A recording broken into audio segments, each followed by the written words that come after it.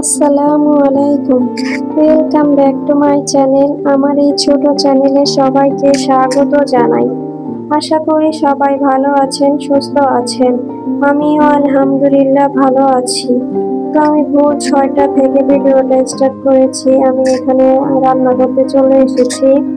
আজকে আমার হাজবেন্ড ভাত খেয়ে অফিসে যাবে সে বলছে, তো তার জন্য রান্না করতে চলে আসলাম। তো এখানে আমি শিং মাছ, ওই মাছগুলো ভালো করে ভেজে নিচ্ছি। এখানে আমি হলুদ গুঁড়া, মরিচ গুঁড়া, ধনিয়া গুঁড়া, লবণ দিয়ে মাখিয়ে ভেজে নিচ্ছি। তো ভালো করে আমি মাছগুলো ভেজে নেব। এই মাছটা আমি মূলা দিয়ে রান্না করব। তো আমার ভিডিওটা যদি আপনারা দেখে থাকেন তাহলে ছোট করে একটা লাইক দিয়ে যাবেন এবং ভালো লাগলে সাবস্ক্রাইব করে পাশে থেকে যাবেন। তো মাছগুলো আমি উঠিয়ে নিচ্ছি, ভাজা হয়ে গেছে। এর মধ্যে আমি একটা কড়াই দিয়ে দিলাম। তো কড়াই এখানে আমি সরিষার তেল দিয়ে দিচ্ছি। তার মধ্যে আমি আস্ত জিরা দিয়ে দিলাম। তো এখন আমি দিয়ে দিব পেঁয়াজ কুচি এবং কাঁচামরিচ ফালি। তো এখানে আমি একটু ভেজে নেব পেঁয়াজটা, ভালো করে এটা ভেজে নিচ্ছি।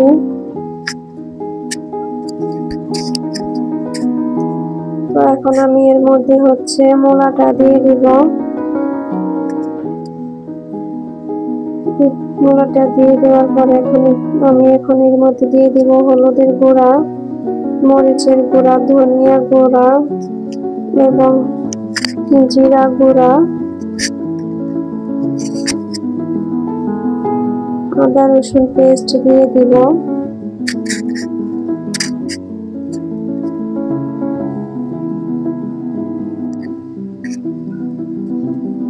আমি সবকিছু দেওয়ার পরে এখন একটু নেড়ে চেড়ে মিক্স করে নিয়েছি। তো এর মধ্যে এখন আমি কষানোর জন্য পানি অ্যাড করে দিলাম।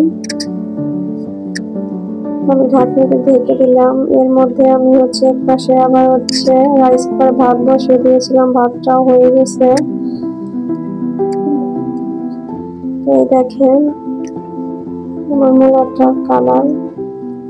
তো আমি ভালো করে কষিয়ে নিচ্ছি মূলাটা, ঢাকনাতে ঢেকে দিলাম। কিছুক্ষণ পরে আবার চলে আসলাম। দেখেন ভালো করে নেড়ে চেড়ে নিচ্ছি। আমার মূলাটা কষানো শেষ। এর মধ্যে আমি পানি দিলাম। আমি আবার ঢেকে দেব। এই যে মূলাটা বলক চলে এসছে, এর মধ্যে আমি মাছগুলো ঢেলে দিব। মাছগুলো ঢেলে দেওয়ার পর আমি ভালো করে মাছগুলো মিক্স করে নিচ্ছি। এখন আমি ঢাকনাতে ঢেকে দেবো আবার। আমি আবার চলে এসছি এখানে ধনিয়া পাতা অ্যাড করার জন্য। ধনিয়া পাতাটা আমি দিয়ে দিলাম। এখন আমি ঢেকে দিব। কিছুক্ষণ পর আবার চলে আসলাম।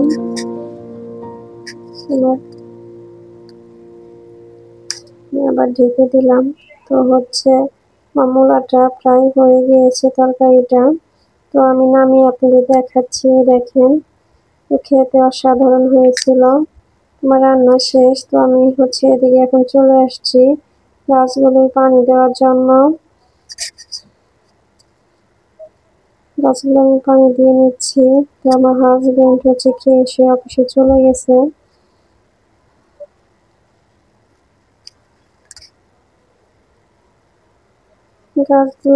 গাছ একটা মারা গেছে, বুঝতেছি না কেন মারা গেল।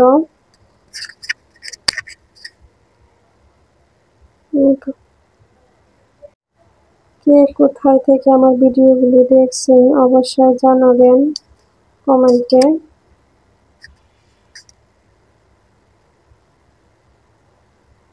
তো দেখেন আমার গাছটাই ফুল ফুটেছে। গাছগুলোতে ফুল ফুটলে অনেক ভালো লাগে। যে এটাই ফুল ফুটেছে। তো গাছগুলো পানি দেওয়ার পর এখন আমি চলে আসছি বারান্দায় কিছু জামা কাপড় নেওয়ার জন্য। তো জামা কাপড়গুলো আমি আগের দিন ধুয়ে শুকা দিয়েছিলাম। তো এখন আমি এগুলো ভাঁজ করে নেব। ভাঁজ করে নিয়েছি, এখন এগুলো আমি ওয়ারড্রবে রেখে দিচ্ছি। তো আজ আমার মেয়েরা পুডিং খেতে বায়না করেছে, তো তাদের জন্য পুডিং বানাইতে চলে আসলাম রান্নাঘরে। এখানে আমি ক্যারামেল তৈরি করে নেব আগে। তার জন্য আমি এখানে চিনি দিয়ে দিলাম। তো চিনির মধ্যে একটু পানি দিয়ে আমি ক্যারামেলটা করে নিচ্ছি।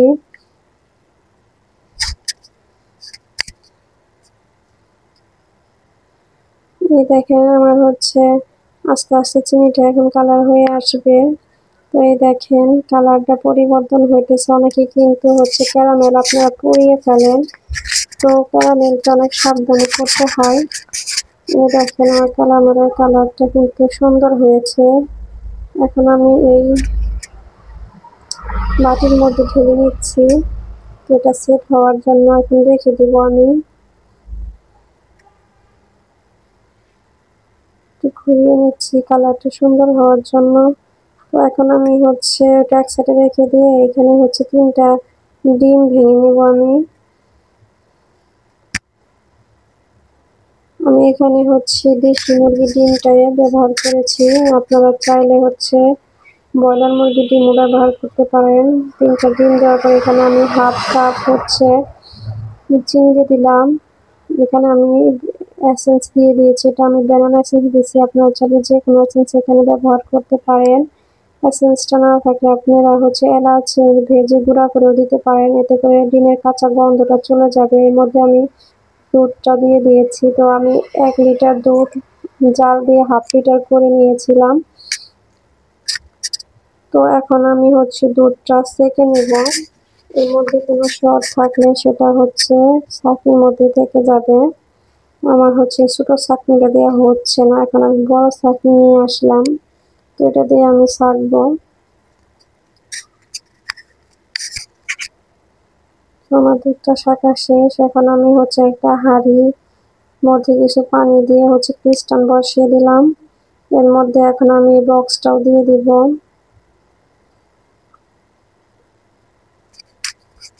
এখন আমি ঢাকনা ঢেকে দিলাম। তো 40 মিনিট পরে চলে আসলাম। তো এখানে কিন্তু আমি একদম চুলাটা লো আঁচে রেখেছিলাম। তো 40 মিনিট পরে দেখেন পুডিংটা প্রায় হয়ে গেছে। আপনাদের কাঠি দিয়ে আমি দেখাচ্ছি। তো এই দেখেন পুডিংয়ের কাঠের মধ্যে কোনো কিছু লেগে নেই, তার মানে পুডিংটা হয়ে গেছে। তো এখন আমি পুডিংটা নামিয়ে ঠান্ডা করে নেব। তো ঠান্ডা হওয়ার পর আমি ফ্রিজে রেখে দিয়েছিলাম। তো ফ্রিজে রেখে দিয়েছিলাম আধা ঘন্টাও হয়নি, আমার বাচ্চারা খাওয়ার জন্য পাগল হয়ে গেছে। তো আপনারা 2 ঘন্টা নর্মাল ফ্রিজে রেখে দিবেন পুডিংটা সেট হওয়ার জন্য। তো আমি বাধ্য হয়ে এখন বাচ্চাদেরকে দিয়ে দিচ্ছি। তো ওরা একদম পাগল হয়ে গেছে খাওয়ার জন্য।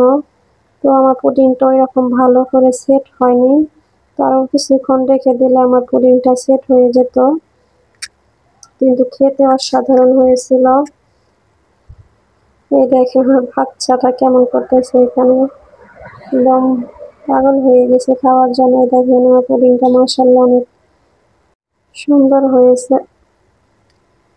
তো এখন আমি কেটে কেটে ওদেরকে দিয়ে দিব। আমার ভিডিও আপনাদের কাছে কেমন লেগেছে মতামত জানাতে ভুলবেন না। আল্লাহ হাফেজ।